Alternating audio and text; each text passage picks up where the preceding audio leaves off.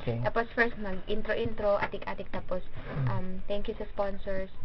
Kasi paila-ila ko na. Okay. Go. 1, 2, 3, 4, 5, 6, 7, 8, 9, 10, 11, 12, 13, 14, 15. Maayong gabi kaninyo mga higala. Welcome sa atong programa sa Bantay Bata 163. Dini sa DXAB 1296. Laing panahon na po nga magkadungugay kita. Dini sa ato ang paboritong programa sa DXAB. Kini si Alice Cadaw. Inyong higala sa paghatod sa inyo ha sa mga mahinungdanon nga impormasyon alang sa mga kabatan-unan sa Mindanao. Daghang salamat sa pagtutok. Assalamualaikum sa atong mga brothers and sisters nga mga Muslims ug atong mga kapamilya sa pagtutok sa ato ang programa sa Bantay Bata 163. Karong gabi una mga higala, adto natay mga guest, no? From Ultimate, pero unya na nato i-thrilling sa nanon sa English thrilling. Thrilling. Dili ay Janjuran. May daw mga higala no ato mga friends din nga bisita nato dinhi unya magpaila-ila daw to sila. Daghang salamat sa atong mga sponsors sa Bantay Bata 163. Jones Beach Management, Cookels, Sheila Magpale, House of Beauty, Vitarich Incorporated, Legazpi Oil Company, Petronas Energy Philippines, Illuminada Farms, H20 Berry Baker Goldilocks, Gacan Philippines, Victoria Plaza, Hairs and Nails, Bodies and Faces, Eden Nature Park Davao, Rotary Club East Davao, Apple Learning Village, MR Learning Center, Davco, kang Mr. Anton Lagdameo and Family, Mr. and Mrs. Paul Dominguez, God Will Make a Way Foundation, McDonald's SM, Jones Beach Management, naingon na nako, Campo Agua, DMC, tanan natong mga medical practitioners nga amigo din ha sa DMC, salamat sa pag-alaga sa atong mga pasyente din ha sa Bantay Bata. PCSO 11, kang Kirby and kang Noel ug kang Attorney Uy, Maharlika Foundation, Metro Shuttle Bus Company, Davao Episcopal Mission Center, Kublai, YMCA Volunteers, Edge Outdoor Shop, City Mayor's Office, Dole Philippines, Humberto's Hotel, PYL Green Frames, APM, AMS, Mr. and Mrs. Mangubat, Sabido Family, Global Matex Incorporated, Del Monte Fresh Produce, Lisa's Tenderloin Meat, Rotary Club East, and Bayer Philippines. Daghan kaayong salamat kaninyong tanan. Ang DSWD no kang Ma'am Degs ug sa tanan natong mga partner NGOs dinha nga walay puas sa pagtabang sa Bantay Bata 163. Isa dinhi sa ato ang guest ang atong guest karong mga higala no isa pod sa mga organizations nga naghatag og priority sa mga kabatan-unan no. Sila mismo mga bata pa daw no. And personal lagi ko mangutana karon kung pila ilang mga edad, ambot lang kumutog ang tinuod bitaw. karong panahon ng mga higala no, few lang sa mga organizations ang naghatag og kanang bili sa importansya sa mga kabatan-unan. Isa na din ha ang kaning Davao Ultimate tama ba? Davao Ultimate Association. Malibugo kay Dula. What does L stand for? Naa ba ang L? Ultimate. Sa Ultimate. Okay, gi-appeal na siya. Abin ako, naa pa. Okay, hina ako dun Davao Ultimate Association, mga higala. Let's welcome Aldrin Radolme and Mr. Pertz Sevilla. Maayong gabi and welcome sa programa sa Bantay Bata 163. Maayong gabi, Sad. Maayong gabi, ma'am. Maayong gabi. Ayaw kong tawagag ma'am. Sir. Ayan, may gala. Kuan kay nung kanang kuan kay ni sila kanang saba kayo alingugmug dilay. Nalingaw kaayo kaganina sa MOA signing sa Bantay Bata nga opisina. Makit-an gid nimo ang kadtong spirit of kadtong ilahang unity nila sa group and kanang ganing paglingaw-lingaw gani no, dala sa ilahang social responsibility no nga gipakita nila sa ilahang concern nga hatag sa mga bata sa Bantay Bata 163. Wala nila gikalimtan no ang kadtong paglingaw-lingaw nila sa field, ilahang gi-extend ang ilahang effort, ang ilahang time with the kids of Bantay Bata 163 through sa ilahang project no.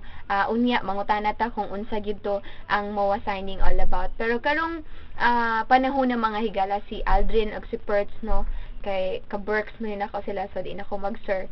Kaedad pud mi magulang lang og isa ka tuig sa ko si Pertz. Wala ka pa pang kasaban ko ano ni Last year. Lingaw kay si Aldrin mga higala. Bitaw kani si Aldrin og si Perts mga higala no, wala na sila choice but ibisto na nako sila. Kuan sila, active sila sa ilahang own field, sa ilahang work, sa ilahang like si Aldrin here is an administrator. Siguro good kay ka sa math no. Dili man. No kay multipurpose man good. Multipurpose man siguro ka. 110 og 220. Pwede pang Japan, pwede pa international, pwede pa national. Di ka mo na lang sabot ato mga higala no.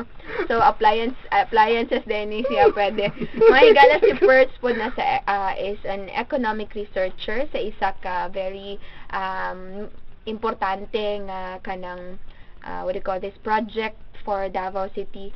Di lang siguro sa Davao but for Mindanao. Ayan. Sindikato ni si Kuan si Perts. Good sila in their own fields but wala nila gi confine. Wala ninyo gi confine ang inyuhang potential dito lang sa inyuhang field. Oy. Pero nag-extend gyud mo to actually kanang ma-enhance pa ninyo ang inyo or kanang what do you call this inyuha pang magamit no ang inyuhang potential, ang inyuhang energy no, dili lang siya matipok but maadto sa baliwala but magamit ninyo para ma-encourage pod sa mga kabatan-unan dili lang sa inyong kaugalingon o sa inyong grupo ang sportsmanship no, tama ko sportsmanship and ang kanang camaraderie ika nga no sa grupo.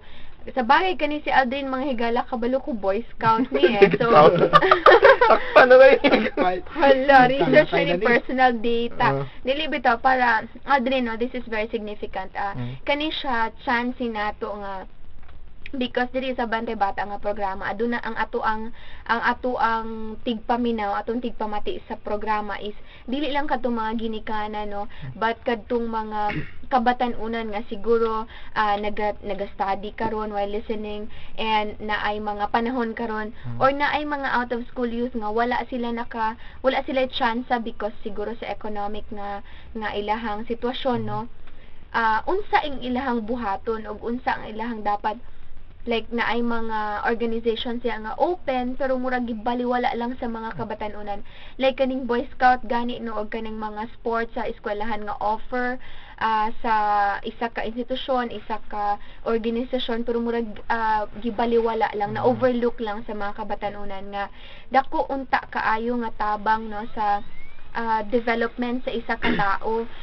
Dili lang kadtong ay sikat ko kay maapil ko ani no but kadtong sa imuhang mismong growth as an individual gina-encourage ni nato ang uban man pud gud nga mga ginikanan na ay tendency nga i-discourage nila lang mga anak kay dugay mauli no or nga no involved sa mga organizations nga ingon ana unsay significance ana dili makuha sa mga ginikanan either overprotective ang ginikanan or gusto lang gid nila walay mga labot ang mga naalang sa pamilya mismo so dako kaayni nga higayon para kay Aldrin og kang Perts aron mahatagan og awareness ang ato ang community no with regards to kaning paghatag og pahalaga sa mga organisasyon nga mamahimo nga very effective in building and molding the children karon nga panahon. Sugdan siguro nato no sa paila-ila sa ato ang mga tigpamati kung unsa gyud ang DULA or Davao Ultimate Association and unsa tong background nga mahatag nato niani. Actually ang Davao Ultimate Association is natukod na siya technically katong mga somewhere in April so dili kay mi particular this year lang. Okay nana pa day kalinghod. Ana pa mi kabata. Actually kani siya natukod ni siya tungod sa mga membro na mahilig sa usa ka sport na kaning natawag na Ultimate Frisbee. So kami tanan nagkatapok-tapok. Actually ang uban kailami, sa uban ang uban dito lang po nagkaila. Nag-imodaan. So at that time nagkaila hantod sa pareha mag-wavelength tanan so nagkasinabot. Kuyawan o putaan ang parehong wavelength tanan. Mga ano. Wala gina siya. So dili basi mahadlok ang uban ba that can be repelling to other people dili man. Oy basi dili parehong wavelength. Actually ang wavelength na ginamina mo is kana ganing the passion for the sport. The passion something ana. Isa